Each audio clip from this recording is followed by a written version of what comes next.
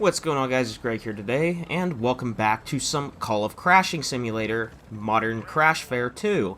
And in today's video, I'm going to be bringing you guys a match of Saeed where I can't finish nor win the game because the developers put a middle finger in my face and crashed my match. So it's yet again happening, guys. 5 hours after I made that video, I did some things, came back, turned on my computer, and you know what? The game working perfectly fine that morning was a complete and utter fluke. It is back to being a complete, utter pile of dog you-know-what. And I have gotten to say, it's sad, because I've actually been having fun on Modern Warfare 2 after I took a break, played some Apex for a while, and I came back to Modern Warfare 2, and I had this fresh mindset with the game, there's been some changes, all that stuff, and, well, I think the most important change that InfinityWard made was breaking the game even further for our PC player base. Oh, and by the way, if you're on PlayStation, apparently you're not safe as well, because a lot of my friends can also not finish,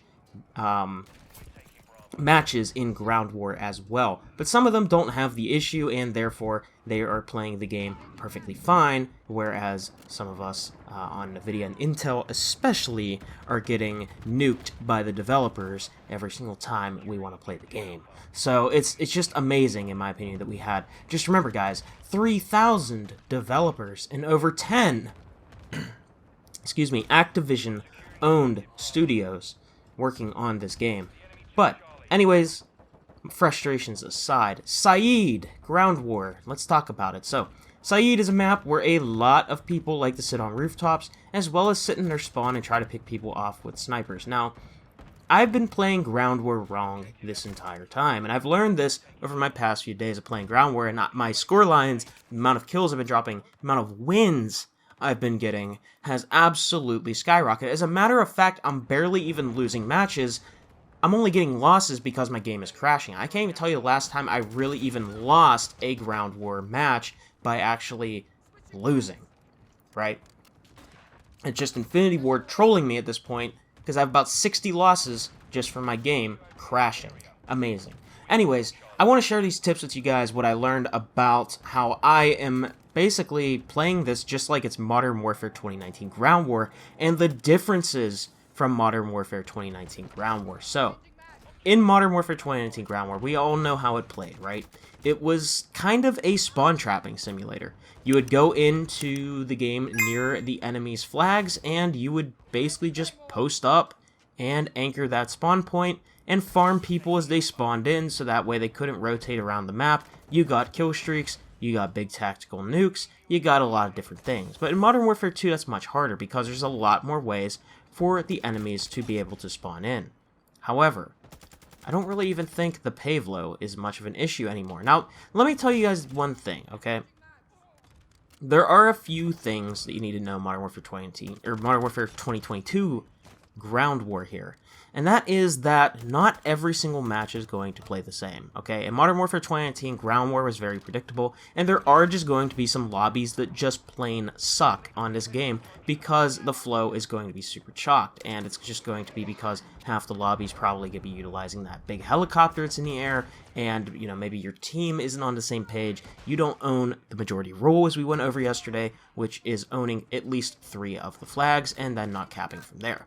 But there are some things that I have been doing to change up my playstyle here in Modern Warfare 2. So, number one, you can still lurk the enemy spawn points, kind of like I'm doing. I'm playing up close to the enemy's headquarters because, well, there was a lot of people sniping in this lobby in the headquarters, and people were going to be rotating in from that, as well as they owned A and B. We already owned C and D at this point. E was taken, but it's still early in the match, and I know if I get my streaks, this could really help us make a break on the map, especially because I can destroy vehicles with the gunship, you know, and all that kind of stuff. So, I also have Claymores on, and this is something that I never really got to do in Modern Warfare 2019 because Restock was in the same slot as Ghost. However, in this game, Restock is not in the same slot as Ghost, and you could basically have unlimited Claymores. Now, is this kind of scummy? Yeah, sure, but, I mean, so is sitting in your headquarters where people can't flank you and, you know, you're not actually playing the map doing anything for your team with whatever you're doing back there. But I digress. So, how do we you know, we just fight fire with fire around here, okay? So yeah, I like my Claymores, all right? I'm not afraid to admit it. I like my little Claymores. And this time around, honestly, I didn't know if teammate was getting executed or what right there. Don't care. Close to my gunship. Sorry, buddy. Just get the kill. But yeah, this time around, I really do like running this strategy. And it's not the only strategy I will use. Sometimes I run these double Claymores, and other times I want hardline so I can earn my streaks just a little bit faster. Other times, if people are using spotter scopes a lot and thermals, I'll put on cold-blooded. There's a lot of things you can do with your perk package in this game, and I would highly recommend using Scavenger, Tracker, and Ghost on all of your classes, and then having for your perk package in the bonus perk slot, I would recommend using whatever you want. I actually have 5 perk packages made for Ground War, and it's Scavenger, Tracker, and Ghost, and then I use Fast Hands, Hardline, Focus, Restock, and I think there was one more I might be missing. But you guys get the point, is what I'm saying is I could use whichever ones I want. Now, I don't run Spotter, although it's not bad, but for my playstyle personally, I don't think Spotter is going to be helping me out all that much. And yesterday I said the gunship is quite selfish at times and it's not very good, and I still stand by that it's not very good. However, it still does have use on some of the maps, right? I don't think the advanced UAV is good on maps that have a lot of verticality. The advanced UAV is good on maps that are much more flat. So we're talking like Tarak, International Airport, Zaya Observatory. The maps that are much more condensed or smaller. This map right here, Saeed, you can use either the advanced UAV or the gunship. I feel that both of them have their uses, you know. Actually, a really good streak combo that I've been trying to tell you guys about is the VTOL Jet, the Chopper Gunner, and the Advanced UAV. And then on some maps, the flatter maps like Tarak or International Airport even, you could use the Stealth Bomber, which the Stealth Bomber is just absolutely insane on International Airport. I have to get some clips with that for you guys because there's been times where I've killed 10 plus people with a single stealth bomber as long as if it is placed correctly and used at the right time. I'm telling you guys right now, that stealth bomber is no joke, and it's almost like it's white phosphorus from Modern Warfare 2018. But a lot of these tips I'm trying to give you guys is based off of the kind of streaks you're going to be using, as well as just how you're going to be able to earn them. And, you know, your perk packages mean a lot. So Tracker, again, hidden skulls, right? People are going to be less likely to find you. Scavenger's going to give you ammo, so maybe you can pop your Dead Silence or Battle Rage. Battle Rage is another great one because you get unlimited tactical sprint. By the way, I wanted to go for a knife kill, but I didn't realize he was in the corner here.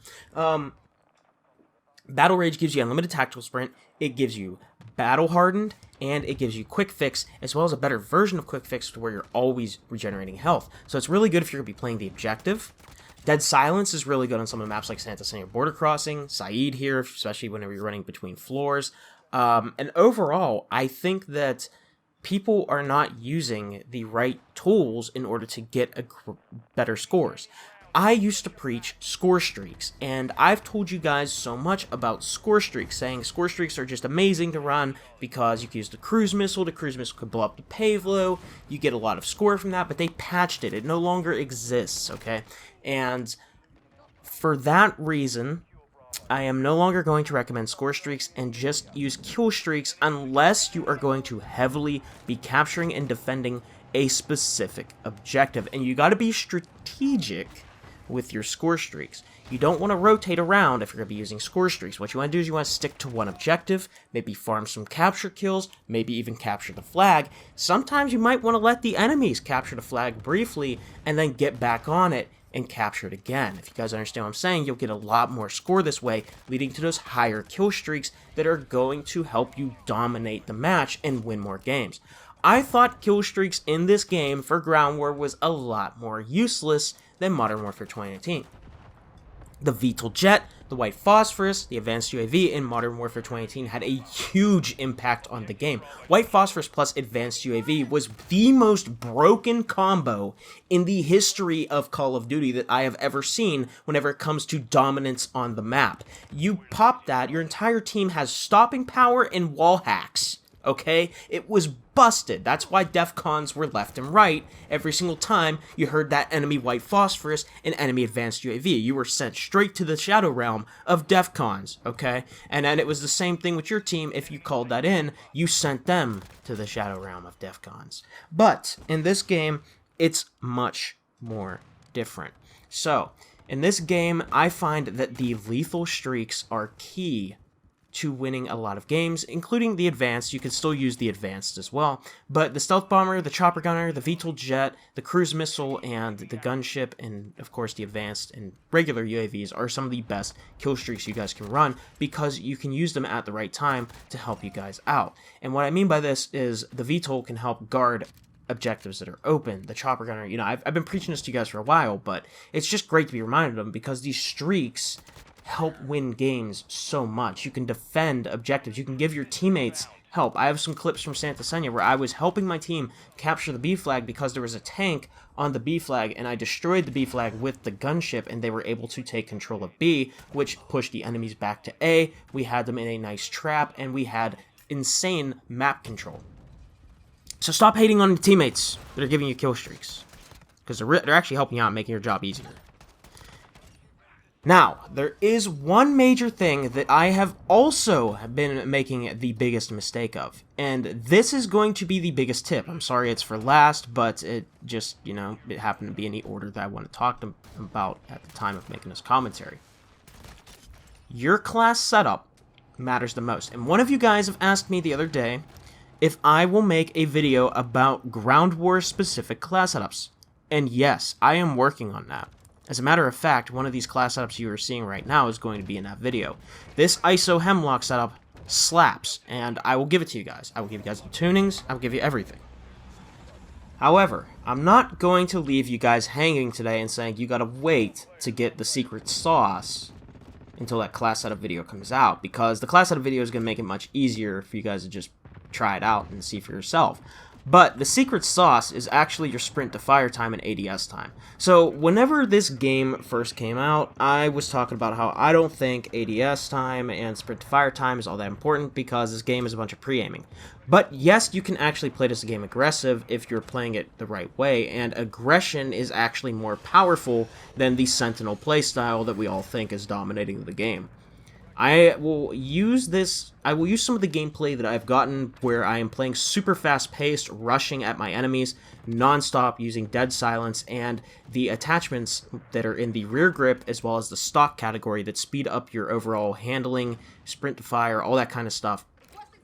And you guys will see the sheer dominance whenever it comes to building up your reflexes as well as your overall recoil control, because you will be sacrificing recoil control. This was something I didn't do in Modern Warfare 2019 because honestly handling in that game wasn't really all that important, because the guns and the attachments in that game, you didn't really lose as much handling whenever you were trying to put on giant mags or suppressors or barrels. It was much less of a penalty, whereas in this game there is a bigger penalty. I will never use extended mags in this game. It doesn't matter what gun it is, it doesn't matter what the class setup is. I do not like extended mags in this game, and maybe that will change later down the road, like how my philosophy is changing right now. But the reason I don't like them is because I would much rather put that handling loss somewhere else where it matters. I stopped stacking my guns for recoil control. As a matter of a fact, I have put only about one of my attachments to have recoil control, so that way I can counteract the recoil control I am losing from the stock and the rear grip. And the reason these attachments are so important is because you can run around, you can change up your position without having to worry about having your pants down in a gunfight, and you're just going to get caught and they're going to absolutely destroy you because you're not going to be able to ADS and get on target in time. You're not going to be able to sprint out in time and be able to get shots into your opponent before you're already dropped. So I am telling you guys right now that these class setups that I am tuning and creating for you guys are going to help you guys out so much whenever it comes to getting on target, killing your enemies, and overall they are going to have some recoil, but it's going to be manageable. It's going to feel manageable over time as you get comfortable practicing the recoil pattern, and I am telling you guys right now You can see in the gameplay in the background right now, this Hemlock is beaming. It's not a Kilo, it's not the M13 from Modern Warfare 2019. Alright, it's not like those guns where I'm just absolutely beaming 5 bullets into somebody 150 meters away because of how little recoil you could get the guns to have in that game with super fast bullet velocity. But all these guns have faster bullet velocity than the guns I used in Modern Warfare 2019, which if you don't know why that's so important, is because your shots are going to land into your enemies pretty much instantly. Anyways, that's all I got for you guys. I'm going to bring you guys that video as soon as possible, so that way you guys can use the best class setups, and middle fingers up to InfinityWard because my game crashed. I'll see you on the next one. Peace out.